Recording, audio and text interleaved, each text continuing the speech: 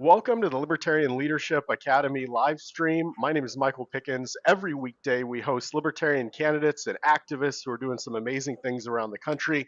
Today, we have Ben Machouskes. He's running in Northwest Ohio, District 88 for State House. It's a special election. He's a project engineer. He is also a lifelong resident of Northwest Ohio. Ben, welcome to the show.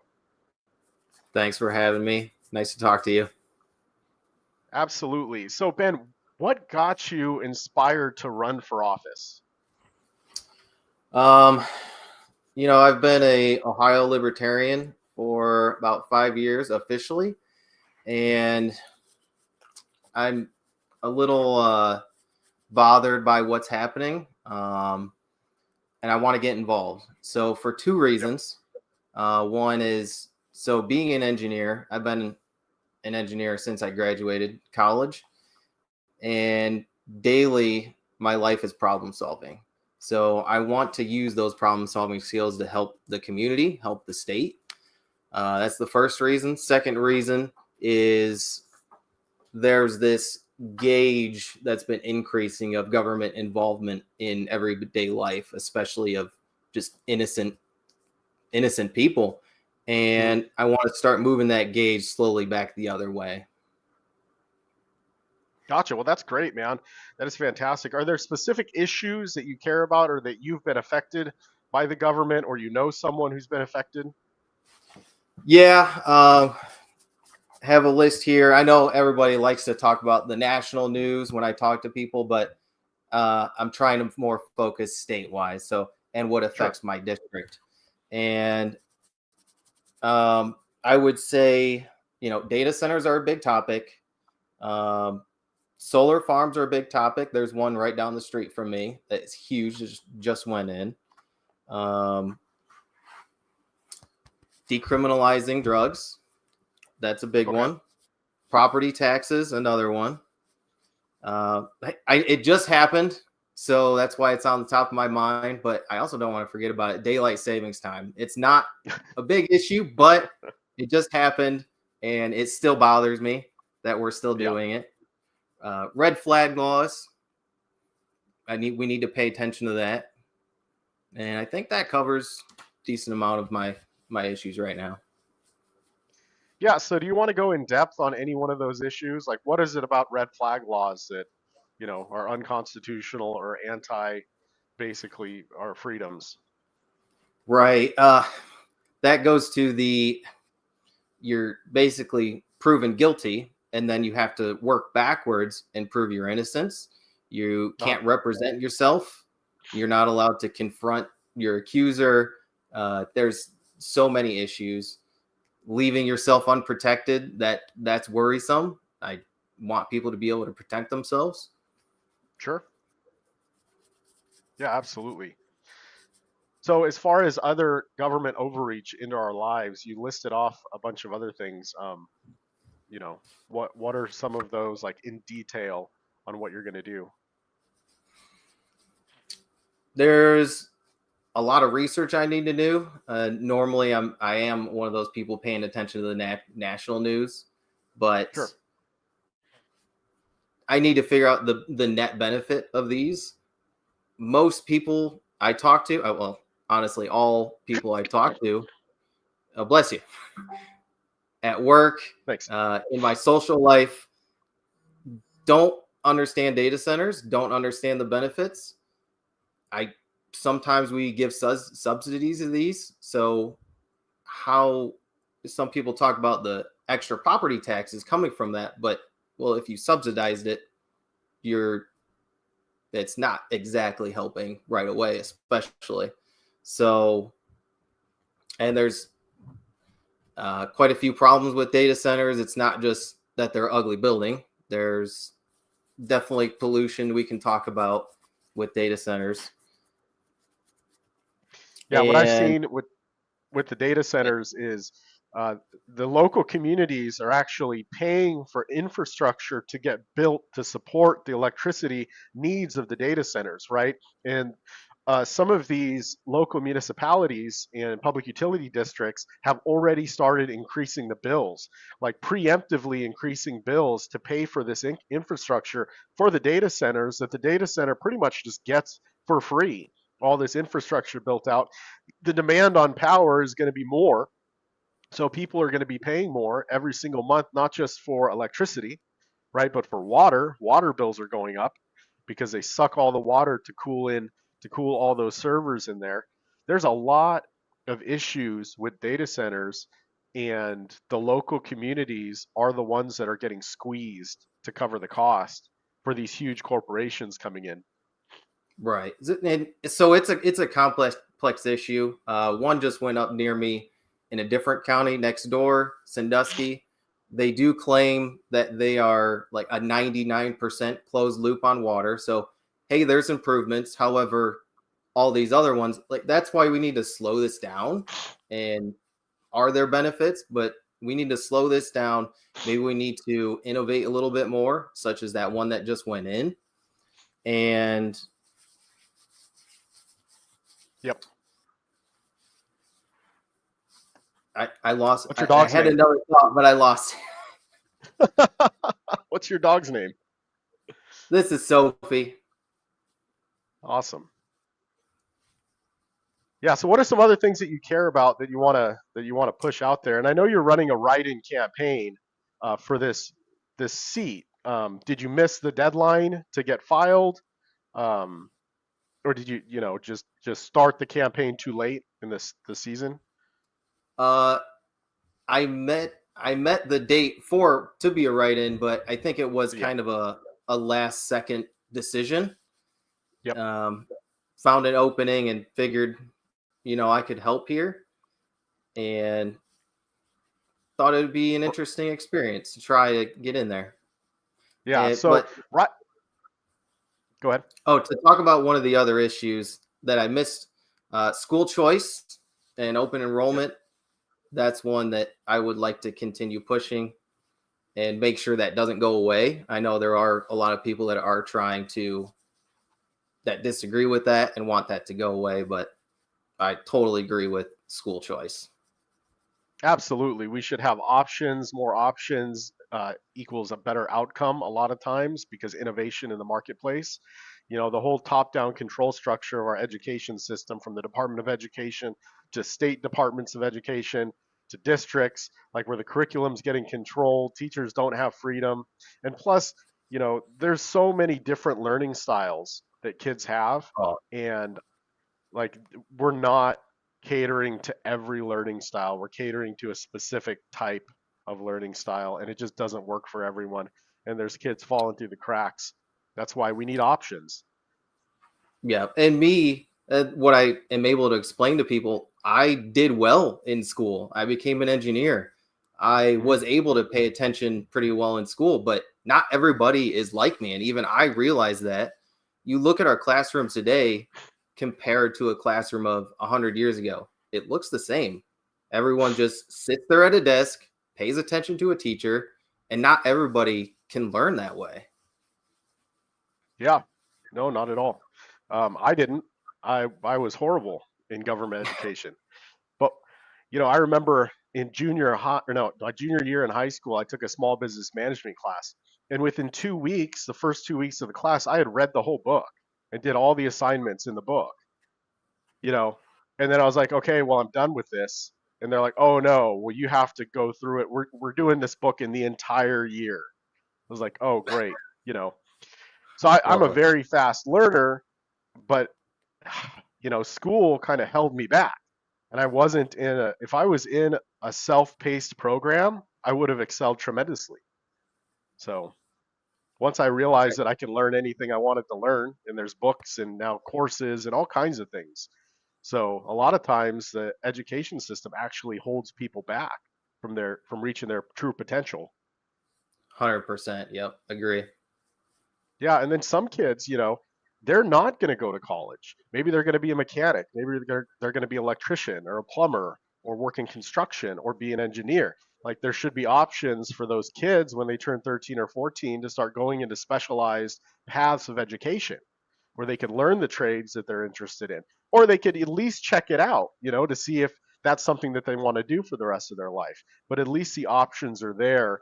Whereas right now, a lot of these school districts, they're so underfunded because they've leveraged themselves with all these huge benefit packages and these properties that have huge interest rates on it, that they're literally, spending 85% of their whole budget on benefits and properties and infrastructure, to where there's two school districts local to me. They've cut out all the sports, they've cut out all the extracurricular stuff.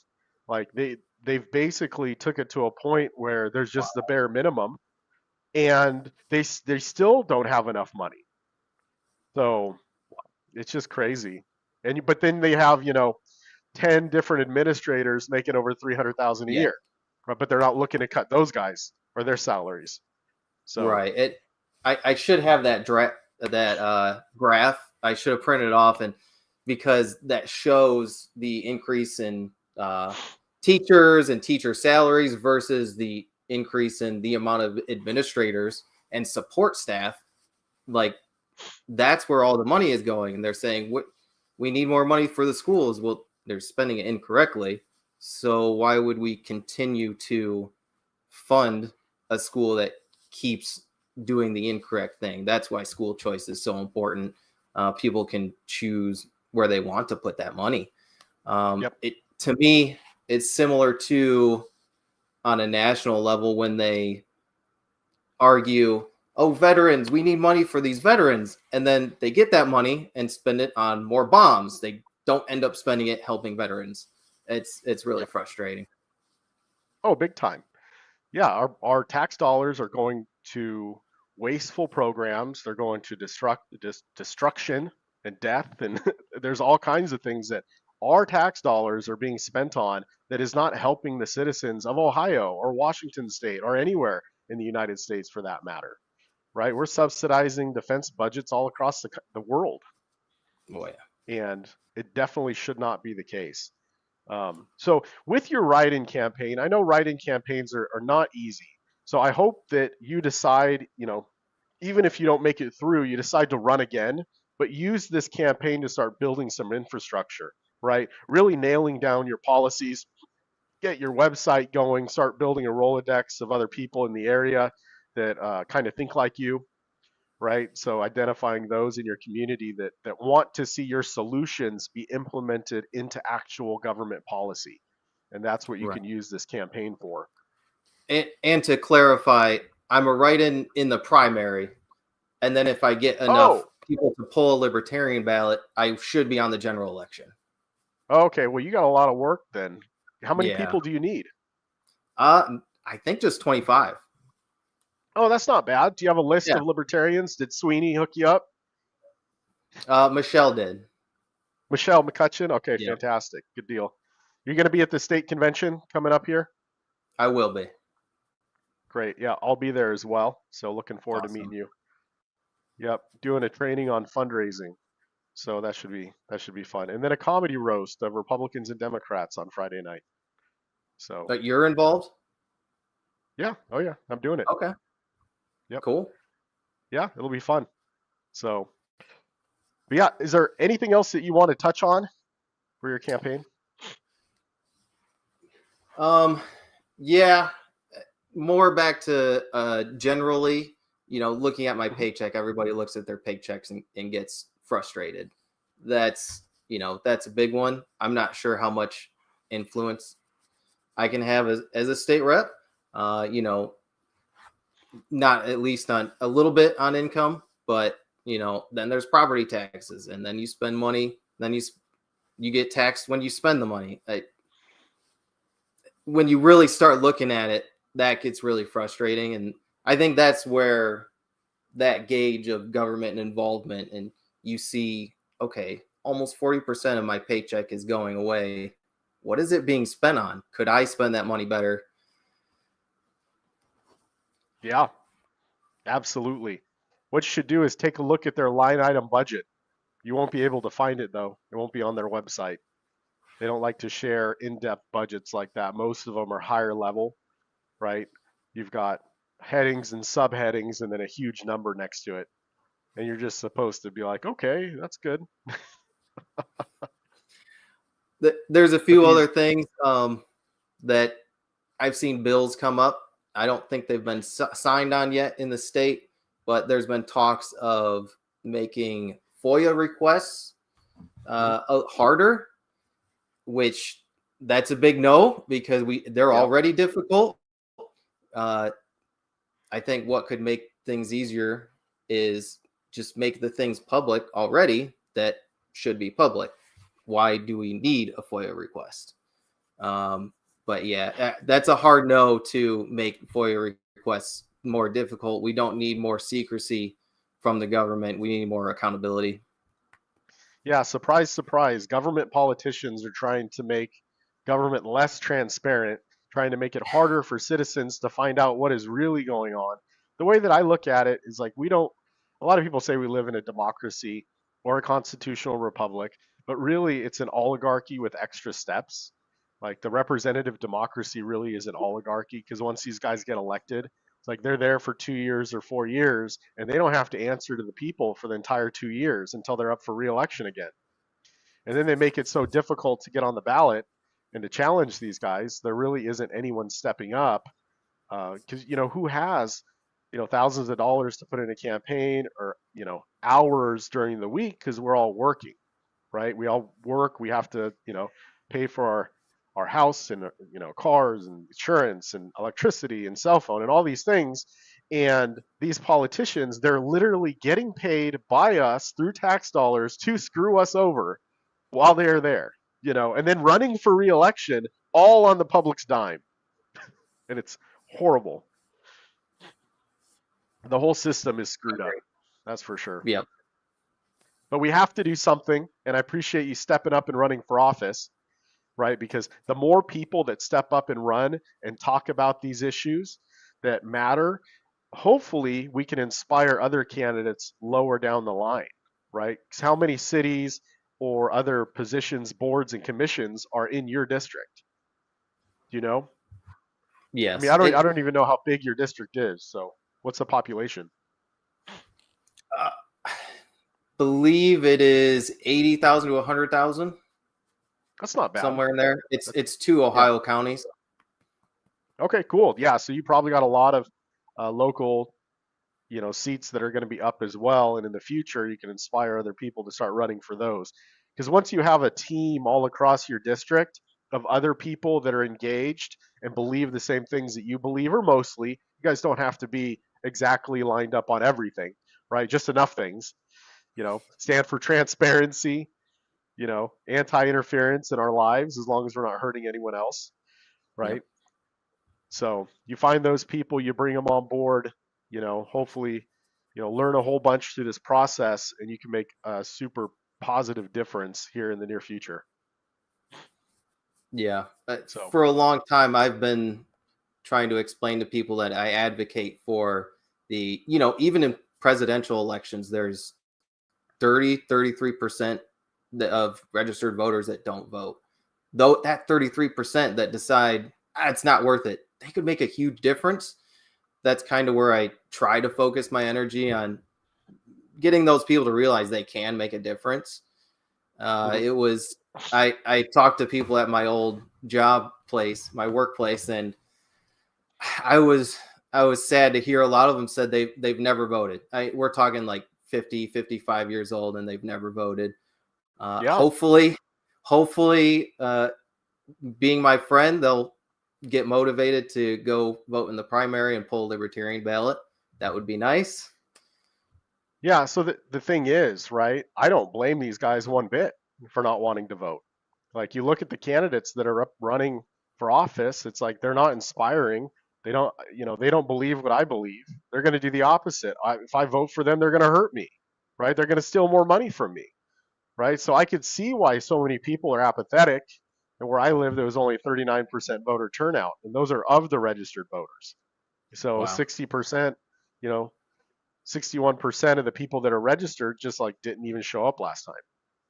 Like and Wow. they're registered. And then, there's only a 70% registration rate anyways. So the other 30% that aren't even registered, right? So we have the opportunity through visibility, through getting out there, right? You know, guys, they've never voted before, but you're hoping that they vote for you because they know you and they're hearing about what you stand for. And that's key when running for office is the visibility part, because the visibility part leads to credibility. And then credibility will lead to people voting for you and donating and volunteering, right? When they find out that you believe what they believe, or maybe they don't even know that they believe some of the things that you believe, but because you're introducing them, now they're becoming aware, like, oh, I didn't even know this whole data center thing was going on. Oh, that's why my electricity bill went up and my water bill went up and my property taxes are going up.